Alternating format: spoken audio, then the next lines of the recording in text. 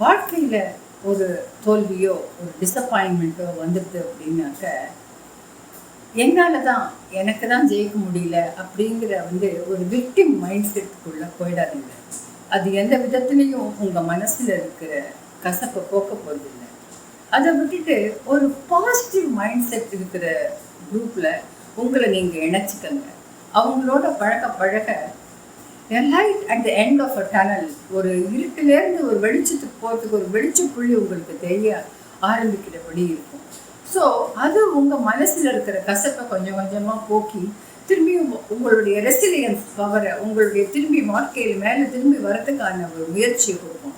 ரெண்டாவது, நீங்கள் அப்படி மனிதர்கிட்ட பழகும் பொழுது தான் எனக்கும் கீழே உள்ளவர் கோடி அப்படிங்கிற ஒரு நிதர்சனம் உங்களுக்கு புரிபடும். வாழ்க்கைனா என்ன அப்படிங்கிறது உங்களுக்கு நிச்சயமாக தெரிய ஆரம்பிக்கும்.